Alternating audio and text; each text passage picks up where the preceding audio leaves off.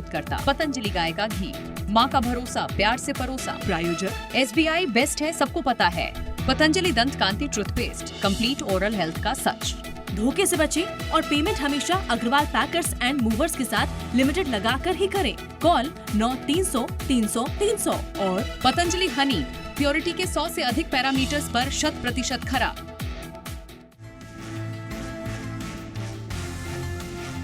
बाजार में ऊपरी स्तर से गिरावट दर्ज। निफ्टी 97 अंक गिरा, सेंसेक्स 368 अंक लुढ़का। बैंक निफ्टी 467 अंकों की रही यहां गिरावट। मिड और स्मॉल कैप शेयरों में रहा मिला जुला कारोबार। सीपीआई के ताजा आंकड़ों के तहत महंगाई के मोर्चे पर बड़ी राहत। जुलाई में खुदरा महंगाई दर 1.55% पर आया, जो कि 8 साल के अपने निचले स्तर पर। ग्रामीण महंगाई और शहरी महंगाई दरों में भी रही गिरावट। 1 सितंबर से सिल्वर ज्वेलरी पर होगी 6 डिजिट की हॉलमार्किंग। BIS ने जारी किया नया आदेश। 31 अगस्त तक नई और पुरानी हॉलमार्किंग लागू। कैबिनेट के अहम फैसलों में 4 सेमीकंडक्टर प्रोजेक्ट को मिली मंजूरी। इन चारों प्रोजेक्ट पर 4,594 करोड़ रुपए होंगे खर्च। वहीं 700 MW हाइड्रो पावर प्रोजेक्ट को भी कैबिनेट से मंजूरी। ब्लूस्टोन का IPO अब तक 65% तक भरा। प्राइस बैंड 492 से 517 रुपए का। अनिल सिंघवी ने अवॉइड करने की दी सलाह।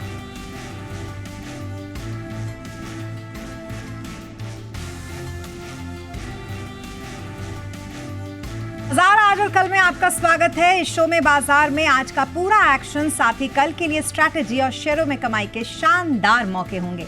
नमस्कार, आपके साथ मैं हूं स्मिता विशाल। अगर शेयरों से जुड़ी कोई भी सवाल आपके पास हैं तो आप हमें कॉल कर सकते हैं।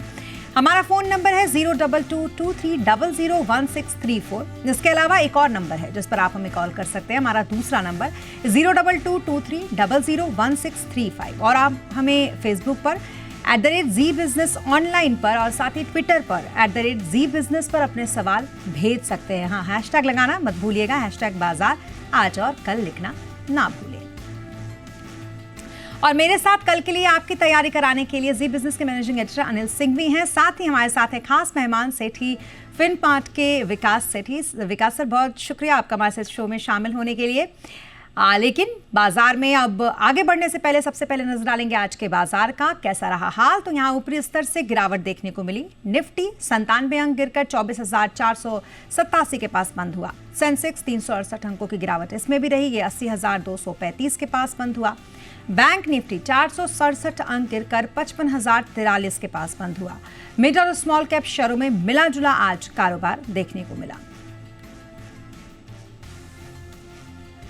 और अब रुक करेंगे आज के बाजार पर एडिटर्स टेक का। ZEE Business के मैनेजिंग एडिटर अनिल सिंघवी से जानेंगे आज के बाजार का। साथ ही आपके लिए कल के बाजार की तैयारी कराने के लिए हमारे साथ है खास मेहमान। लेकिन जानेंगे आज के बाजार के कैसे रहे हाल अनिल सिंघवी से।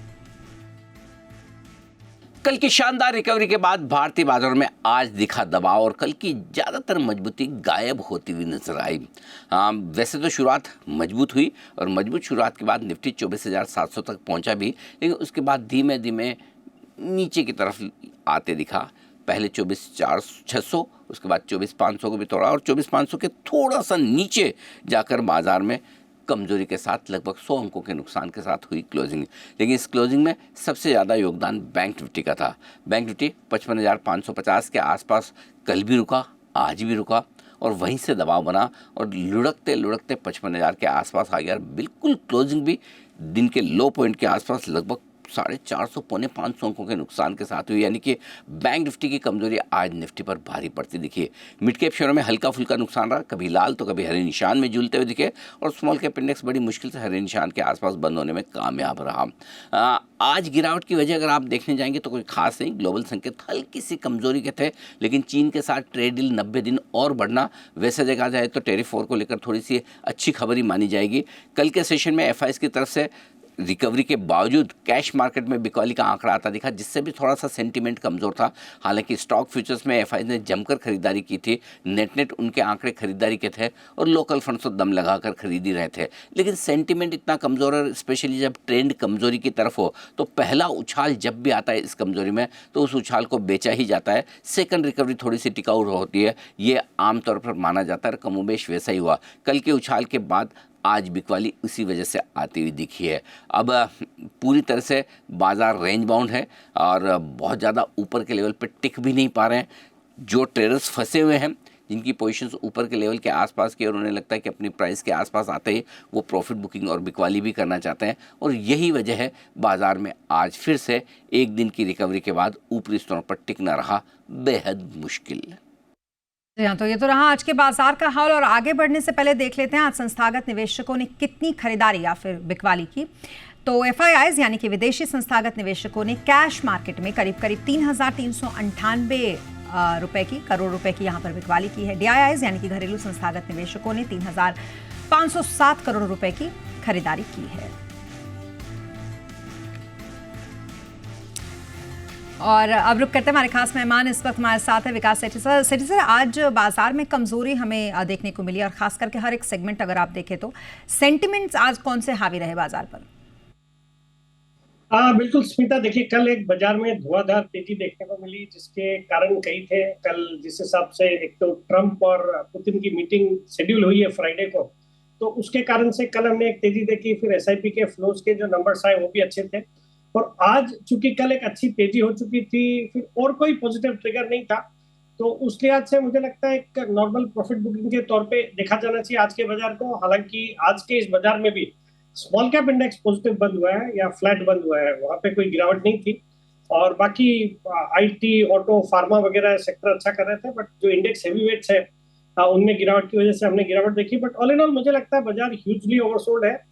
जो FIIs के लॉन्ग पोजीशन है वो मल्टी ईयर लोज पे है। कोविड के दौरान के आसपास के लोज जो थे FIIs के लॉन्ग पोजीशन 7.5-8% के उस लेवल पे है। तो कोई भी पॉजिटिव खबरें अगर आती है, जिसकी बाजार को भी उम्मीद है कि फ्राइडे को अगर कुछ नतीजा निकल के आता है ट्रंप और पुतिन की मीटिंग का, और अगर यूक्रेन रशिया के बीच में कुछ सीज फायर या युद्ध विराम कुछ होता है, तो डेफिनेटली बड़ा पॉजिटिव होगा। और मुझे लगता है कि बाजार में अच्छी क्वालिटी के स्टॉक्स में इन्वेस्टेड रहना चाहिए। एक बार ये सब झमेले सलटते हैं तो हमारे मैक्रो इकोनॉमिक फंडामेंटल्स बहुत ही मजबूत है। आज जो CPI के भी नंबर्स आए बाजार बंद होने के बाद, भारत के बहुत ही अच्छे आए हैं। और अब अमेरिका से CPI नंबर्स की इंतजार रहेगा, जिसके ऊपर फेड का फिर निर्णय रहेगा कि सितंबर में रेट कट होता है कि नहीं। तो बाजार थोड़े वोलेटाइल जरूर रह सकते हैं, बट मीडियम से लंबे अवधि के निवेशकों को निवेशित रहना चाहिए अच्छी क्वालिटी के स्टॉक्स में। जी, तो कुल मिलाकर व्यू पॉइंट जो है वो थोड़ा सा पॉजिटिव आप रख सकते हैं कल के लिए। लेकिन सेठी साहब, अगर पोजिशनल ट्रेड की बात करें तो क्या रिकमेंडेशंस रहेंगे आपकी तरफ से, और टारगेट भी बताइएगा।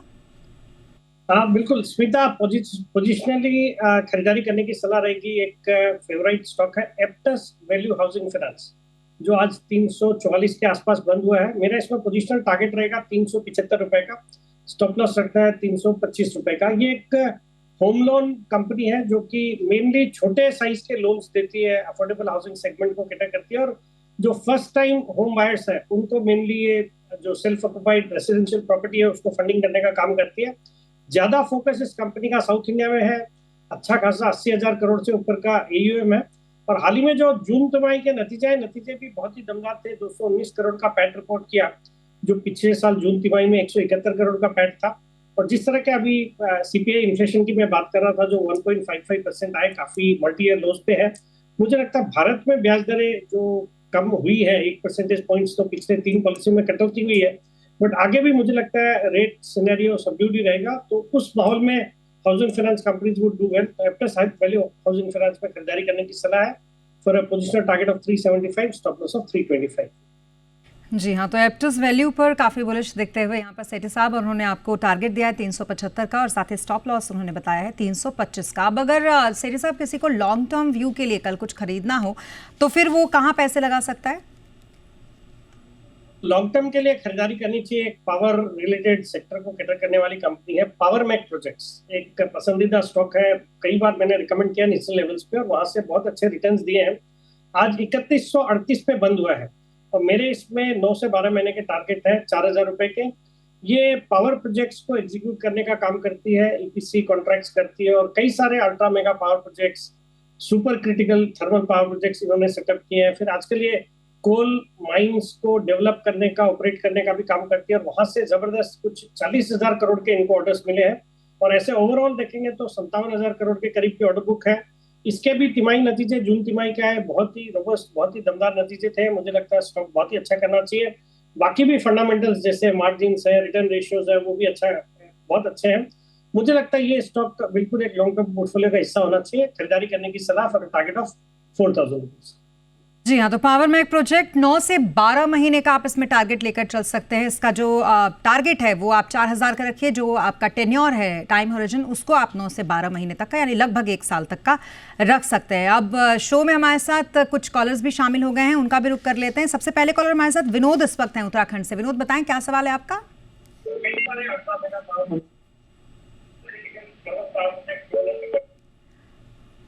विनोद जी बताएं क्या सवाल है आपका? जी सर, नमस्कार। नमस्कार, सवाल मैम, हमें बीएससी के लिए और गोदरेज प्रॉपर्टी के लिए हमारे पास है। गोदरेज प्रॉपर्टी है हमारी 2300 की उसमें, और बीएससी हमारी 2561 रुपए में। इसके लिए 3 महीने का व्यू क्या होगा सर का? ओके, बीएससी पर 3 महीने का पॉइंट ऑफ व्यू, और जैसा कि आपने सुना 2561 का इनकी खरीद रही है। सेठी साहब, क्या रहेगा इस पर आपकी सलाह इन्हें?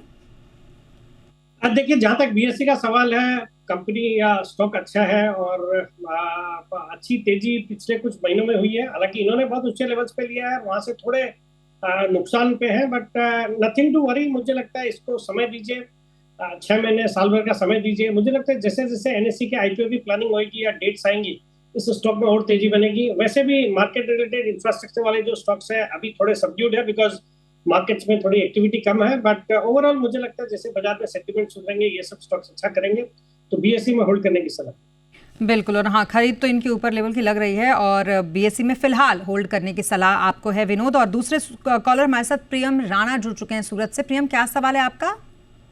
जी नमस्कार सेठी जी। जी मेरे पास जिंदल स्टील पावर के 990 की खरीदी पे 500 शेयर है, और दूसरा सेठी जी मेरे टीडीएसएल के 1590 की पोजीशन फंसी हुई है, तो मुझे होल्ड करना चाहिए कि वेट करना निकल जाना चाहिए? और सेठी जी, मैं आपका बहुत बड़ा फैन हूँ। जी, तो आपके फैन को क्या सलाह रहेगी सेठी साहब आपकी?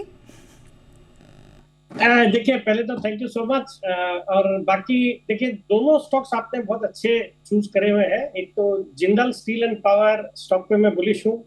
मुझे लगता है मेटल सेक्टर में ये एक अच्छी कंपनी है जिसमें निवेशित रहना चाहिए। पावर भी है इसके पास, मतलब पावर सेक्टर में भी है, तो ओवरऑल अच्छा लगता है ये स्टॉक, तो होल्ड करें। बाजार में जैसे सेंटीमेंट सुधरेंगे, मुझे लगता है इस स्टॉक में अच्छे अपसाइड देखने को मिलेंगे। और जहां तक सीडीएसएल का सवाल है, सिमिलर सा व्यू है जैसे मैंने बीएससी के संदर्भ में कहा।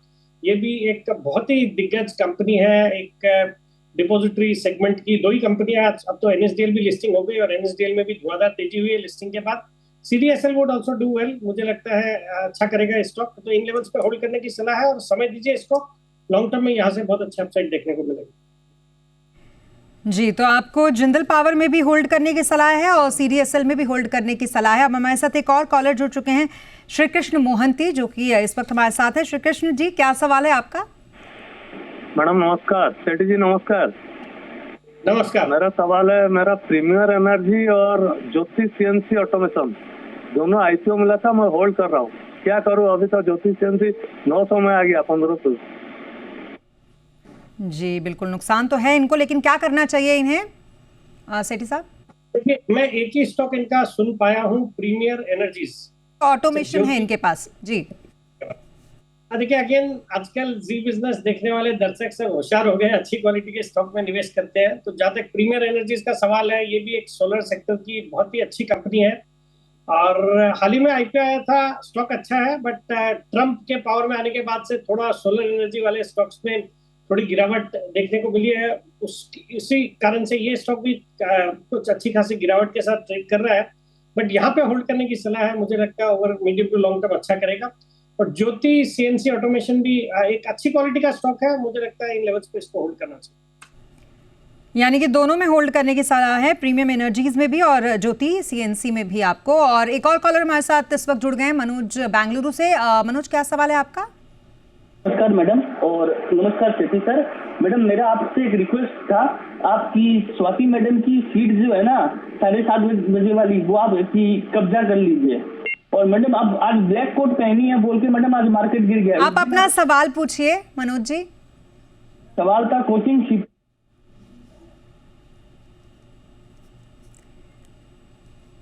जी, मुझे लगता है इनकी आवाज़ चलेगी। कोचिन शिपयार्ड को लेकर उनका सवाल था आपसे, कोचिन शिपयार्ड पे होल्ड करने की सलाह देंगे या बाय की, सेठी साहब?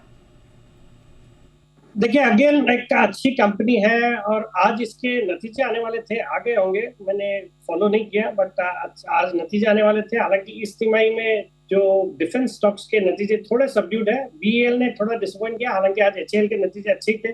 तो बट ये स्टॉक जो है शॉर्ट टर्म के नजरिए से नहीं देख के इसको मीडियम से लंबी अवधि के नजरिए से देखना चाहिए। शिपयार्ड जो सेक्टर है अच्छा लगता है, सरकार का भी अच्छा खासा फोकस है मेक इन इंडिया के ऊपर, डिफेंस एक्सपोर्ट्स के ऊपर, और ये जितने भी कंपनियां, चाहे वो कोचिन शिपयार्ड है, मजगांव डॉक है, गार्डन रिच शिपबिल्डर्स, सब अच्छा कर रही है, अच्छी खासी बहुत ही जबरदस्त ऑर्डर बुक है इनके पास। तो मुझे लगता है होल्ड करें इन लेवल्स पे और समय दे, मीडियम से लंबी अवधि में यहाँ से अच्छे अपसाइड देखने को मिलेंगे। बिल्कुल, ऑर्डर बुक के मामले में तो कोचिन शिपयार्ड सच में बहुत ही अच्छी कंपनी है, तो ऐसे में होल्ड करने की सलाह सेठी साहब की तरफ से मनोज जी आपको दी गई। हमारे साथ एक और कॉलर अरुण जुड़ चुके हैं इस वक्त धनबाद से। अरुण, क्या सवाल है आपका? नमस्कार सेठी साहब। सर, रोसेल टेक है मेरा 521 से 20 शेयर, और सन स्टार लिमिटेड 15 शेयर 75 रुपये पे, स्वेलेट एनर्जी है 1280 रुपये में 12 शेयर। विकास सेठी साहब नमस्कार सर। जी जी, उन्होंने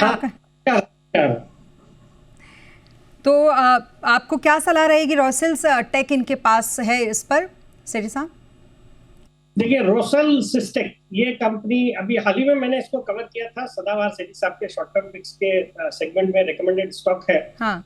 ये एरोस्पेस और डिफेंस सेक्टर को कैटर करने वाली कंपनी है। रोसेल इंडस्ट्रीज जो कि एक चाय बनाने वाली कंपनी है, उससे डीमर्ज होकर ये कंपनी बनी हुई है, अच्छी कंपनी है और मैं इस सेक्टर पे बुलिश हूँ ओवरऑल। मुझे लगता है एरोस्पेस डिफेंस सेक्टर को कैटर करने वाली जो कंपनियां, उनके पास जबरदस्त ऑर्डर बुक है, और बाकी जिस तरह के जियोपॉलिटिकल एनवायरनमेंट में हम रह रहे हैं इस दुनिया में, मुझे लगता है ये सब कंपनियां अच्छा करती रहेंगी। इनके पास काफी अच्छी ऑर्डर बुक है, तो रोसेल टेक्सिस भी एक अच्छा स्टॉक है जिसपे करंट लेवल्स पे होल्ड करने की सलाह। जी, तो रोसेल्स टेक्सास भी में होल्ड करने की सलाह सेठी साहब की तरफ से आपको दी जा रही है। रवि हमारे साथ एक और कॉलर जुड़ चुके हैं झांसी से इस वक्त। रवि, क्या सवाल है आपका? कैम्स में सवाल है, 4325 खरीदा शॉर्ट टर्म के लिए। एक बार फिर दोहराइएगा। CAMS, okay, computer age management. Okay okay जी, क्या रहेगी सलाह सेठी साहब इनको इस पर? अगेन ये बेहतरीन क्वालिटी का स्टॉक है, बट मार्केट इंफ्रास्ट्रक्चर वाले स्टॉक आज सब कई सारे स्टॉक इस सेगमेंट से आ गए, बीएससी आ गया, सीबीएसएल आ गया। इस पे भी राय वही रहेगी कि सेक्टर पे मैं बुलिश हूँ, हालांकि अभी थोड़ा सबड्यूड है बिकॉज पिछले 2 क्वार्टर से बाजार अच्छा नहीं कर रहा, बट मुझे लगता है इन सब कंपनियों के पास एक ट्रिमेंडस अपॉर्चुनिटी है भारत में, और ये मल्टी ईयर अपॉर्चुनिटी है। मुझे लगता है कैम्स है या इवन केफिन टेक्नोलॉजीज है, ये जो दोनों तीनों कंपनियां हैं जो investor services, corporate services provide करने का काम करती है, अच्छा करेंगी। जिस तरह से नंबर ऑफ डीमैट अकाउंट भी बढ़ रहे हैं, तो CAMS would continue to do well.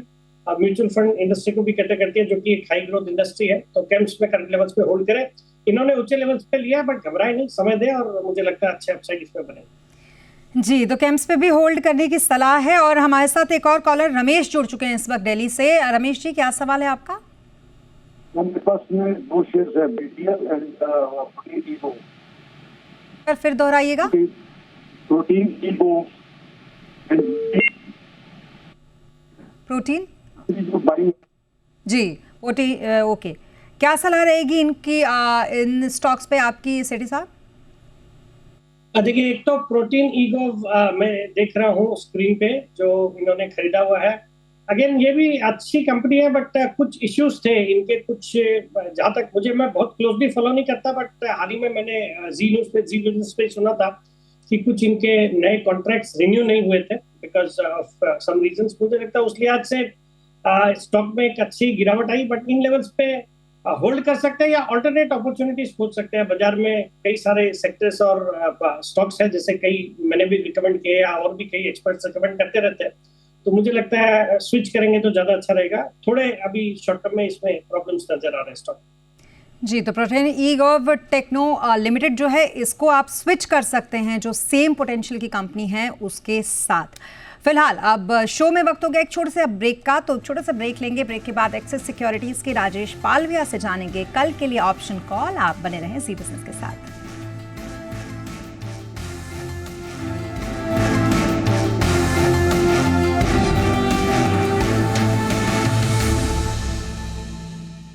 और ब्रेक के बाद एक बार फिर आपका स्वागत है और अब देखते हैं जी बिजनेस के मैनेजिंग एडिटर अनिल सिंघवी कल के लिए बाजार पर क्या स्ट्रैटेजी बनाने की सलाह दे रहे हैं। जहाँ तक कल के सेशन का सवाल है, बेहद अहम और इम्पोर्टेंट होगा और वजह ये कि कल के सेशन में बाजार फिर से उन लोज की तरफ बढ़ सकता है जो पिछले 2-3 दिनों में हमने देखे हैं और वहीं पर बाजार के लिए मजबूत सपोर्ट है भी। 24,325 से लेकर 24,450 की रेंज कल एक तरह से सपोर्ट का काम करेगी और फ्रेश कमजोरी 24,300 को तोड़ने पर ही निफ्टी में बनेगी। तो देखते हैं पुराने सपोर्ट लेवल के आसपास निफ्टी रुक पाता है या नहीं। जहाँ तक सवाल बैंक निफ्टी का है, 54,900-55,000 ये बिल्कुल नज़दीक का और छोटा सा सपोर्ट है और पिछले हफ्ते 3 बार इस लेवल के आसपास पहुंचकर बैंक निफ्टी रिकवर होता हुआ दिखा। अब बड़ा कल चैलेंज ये होगा निफ्टी 24,300 के नीचे जाकर ट्रेड ना करे। तो 54,900-55,000 बैंक निफ्टी पर सपोर्ट बेहद नज़दीक वाला। रिकवरी हुई तो कितनी, अब आज के डेटा देखने होंगे कि आज की बिकवाली जो दिखी है बाजार में, क्या वाकई में एफआई ने फिर से दम लगा कर बेचा है और यदि हाँ तो फिर ऐसे में बाजार के लिए रिकवरी बना पाना और अगर बन जाए तो ऊपर टिक पाना, दोनों ही काम बड़े मुश्किल होंगे। फिर भी फर्ज करें अगर रिकवरी आ ही जाए किसी भी कारण से तो फिर उस रिकवरी में ऊपर की तरफ आपके लिए जो लेवल्स होंगे इंपॉर्टेंट, वो 24,600 से लेकर 24,700 की रेंज वो होगी जिसको पार करना होगा मुश्किल। और बैंक निफ्टी पर ऊपर की तरफ 55,500 से लेकर 55,650 की रेंज वो होगी जिसको पार करने में आएगी मुश्किल। तो ये लेवल्स, ये रेंज आपको ध्यान में रखनी है। क्योंकि ये हफ्ता छोटा है, गुरुवार को वीकली एक्सपायरी भी है, शुक्रवार को स्वतंत्रता दिवस के उपलक्ष्य में बाजार बंद रहेंगे, तो कल एक्शन बढ़ने की पूरी उम्मीद है और कल का सेशन बाजारों के लिए एक मेक और ब्रेक वाला सेशन भी हो सकता है। नतीजे आज बाजार बंद होने के बाद ढेर सारे आने वाले हैं, इस लिहाज से कल आपको काफ़ी कुछ स्टॉक स्पेसिफिक एक्शन पर फोकस करना चाहिए। पर बहुत सारे जो मोमेंटम है वो हावी रहेंगे और अब वक्त हो गया है वायदा बाजार में ऑप्शन की किस रणनीति से कल आपको कमाई के मौके मिलेंगे ये बताने का।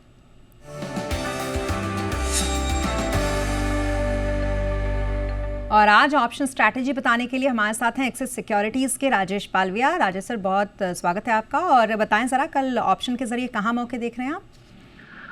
Good evening. सो मार्केट में अगर हम देखें तो निफ्टी में आज भी हायर साइड पे 24,600 24,650 की रेंज में सप्लाई प्रेशर वापस बनते हुए दिखा और निफ्टी 24,500 के नीचे ही क्लोज होते हुए दिखा है। जिस तरीके से कॉल राइटर्स ने अपनी पोजीशंस यहाँ पे 24,600 की स्ट्राइक पे और 24,500 के स्ट्राइक्स पे ऐड किए, वो दिखाता है कि निफ्टी में अभी यहाँ पे और दबाव देखने को मिल सकता है। हम ऑलमोस्ट 100 डे मूविंग एवरेज के आसपास ही क्लोज हुए, तो 24,500 के नीचे अगर मार्केट ओपन होता है कल के सेशन में तो फर्दर सप्लाई प्रेशर बनते हुए दिख सकता है। तो यहाँ पे हम 24,500 का पुट ऑप्शन बाय करने की सलाह देंगे जो कि आज क्लोज हुआ है करीब 75 रुपीज के आसपास।